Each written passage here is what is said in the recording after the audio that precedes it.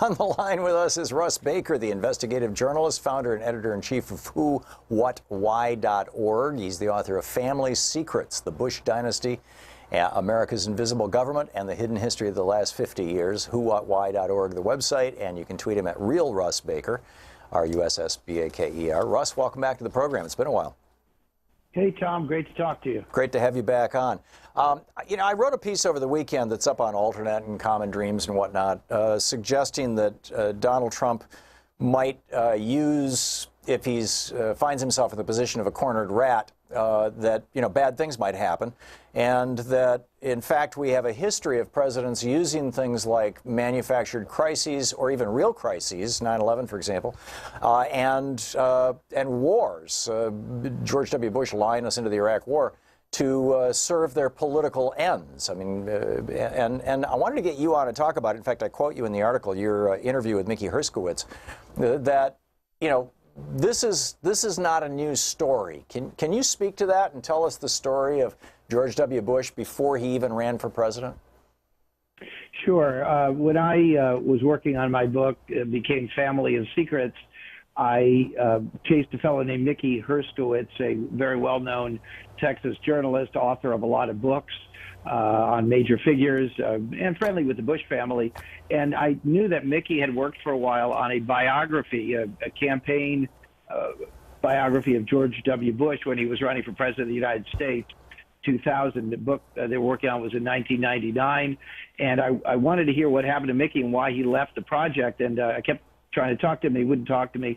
Finally, at the last minute, as I was heading for the airport in Houston, he contacted me, and we met for a bowl of soup. And fortunately, I had my tape recorder and brought it and turned it on. And boy, what a story he told me.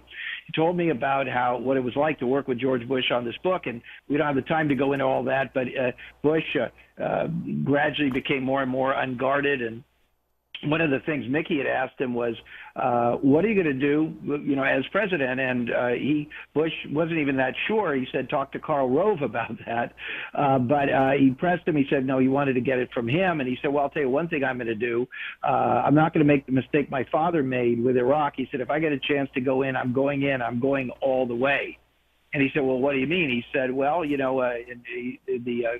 the Iraqi invasion of Kuwait, his father had stopped there driving him out of Kuwait and had not rolled him up and taken over Iraq. And he said, if I get a chance, that's what I'm going to do. I'm going to go into Iraq and I'm going to invade and I'm going to win.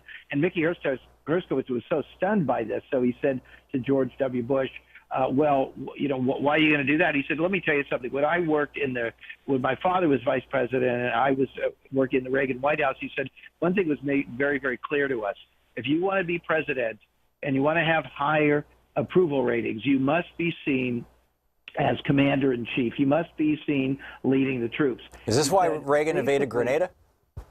Yeah, he said basically that all these people around them, and particularly Dick Cheney, who at the time was a powerful congressman, that it was Dick Cheney's notion that you had to have a small, winnable war. And as you say, Reagan with Grenada and Bush's father, George H.W. Bush, with his invasion of Panama, tiny places, there was no way they were going to lose these things. And they thought it was just a win-win. And plus, they were very excited about what Margaret Thatcher had pulled off with the Falklands War against Argentina, and they just were rhapsodizing about the flowers and the music and her giving these triumph speeches in Parliament and everybody being so happy. He said, your ratings go right through the roof. The American people love a good war, and he said, I'm going to be able to pass my whole agenda. It's just going to be a cakewalk.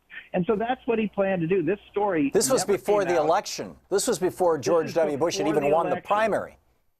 This is before 9/11. It's before all the reasons. And actually, Tom, as I mentioned in Family of Secrets, there was one public occasion after Bush told this to Herskowitz, he actually said it in a Kennedy forum. I believe it was in New Hampshire. It's in the book. But he said, I can actually quote from it if you want. He said, Bush said, here it is, New Hampshire. He says, this is in a public forum. They asked him about in a public forum. They asked him about Saddam's weapons stash, and he says, I'd take them out. I take out the weapons of mass destruction. Look, he's using that term already. And he said, I'm surprised he's still there. And they just didn't know what to make of it. They thought maybe he was just, just playing loose. And that thing never got picked up. I mean, it was reported, I think in the Boston Globe, but I mean, it never got any attention. And that was our warning. Now we've had the United States. Yeah, go ahead. We've had the downside of this. It played out pretty well. I mean, there's a fellow by the name of Enrique Ruiz Williams, who was one of the two leaders of the Bay of Pigs invasion, and Lamar Walter and I wrote a book basically about him called Legacy of Secrecy, and Harry was in the White House with Lyndon Johnson and Bobby Kennedy. About a month after Jackson's assassination, on December 5th, they had this plan to attack Cuba, to invade Cuba, and this was like December 1st, and it was a week after, and Bobby and Harry were saying to Lyndon Johnson, we need to continue with this plan to attack Cuba, which LBJ didn't even know existed, and LBJ was like, I've had enough of these effing Cubans, because at that point Johnson actually thought Castro had been involved in the assassination of Kennedy. He said, I'm going to make my stand against communism, which was, an obligatory thing, as far as I can get, as far away from here as I can get. I'm going to do it in Vietnam. And, we all know how that turned out. Johnson thought he'd have a little war that he could use to demonstrate how tough he was on communism. And then, of course, Bush's little war with Afghanistan and his little war with Iraq are still going on. Do you think that the American people will fall for this again? Yeah, because it's never been discussed. I mean, this is the key point. My story, which I got, I hadn't written the book yet. I got this story in 2004, and I couldn't get the media to cover it. They said this is too explosive, and they just ignored it. So he got reelected. I don't think he would have been reelected if this story had come out. Now, of course, if this had come out at the time, then maybe he wouldn't have been elected. But, Tom, we're talking about plunging America into perpetual war everywhere, pretty much. The whole world changed. America changed because of this. 9/11 arguably was directly connected to all of this. And, yes, I think that Trump is aware of the value of a war, and I think it's an extremely dangerous position. And I do blame the media in part, because if they're not going to talk openly about what happened in the past, we are condemned to repeat it. Yeah, this is, Thomas Jefferson referred to this as bella omnia et omnia, or omnia, well, I forget the exact Latin, but it was, the war of all against all. I think he was quoting Thomas Hobbes. So, Russ Baker, we're talking with Russ Baker, the reporter and author of Family of Secrets, this book about George W. Bush and the Bush dynasty. whowhatwhy.org is the website. Russ, you're an astute, I've always had a lot of respect for your political instincts, an astute political observer.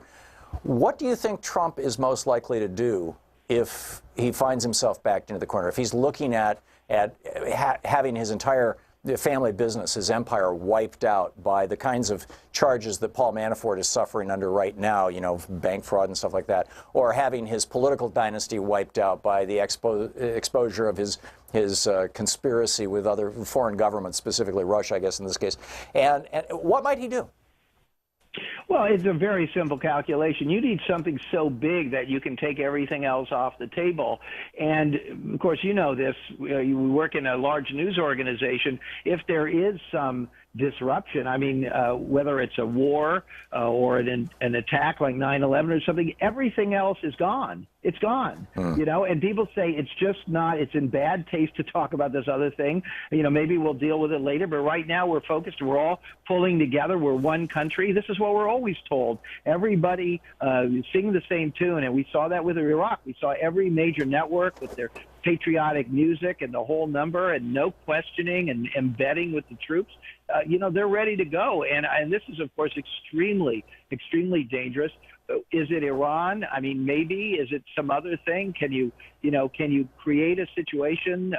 I mean, I think they did it with Grenada. I mean, those weren't real situations. Panama, right. Those were not real situations. So they've done it before, fully capable of doing it again. It could happen anywhere. Yeah, remarkable stuff. Russ Baker, Who, What, Why. Excuse me, yeah, whowhatwhy.org is the website. Russ, thanks a lot for dropping by and talking with us.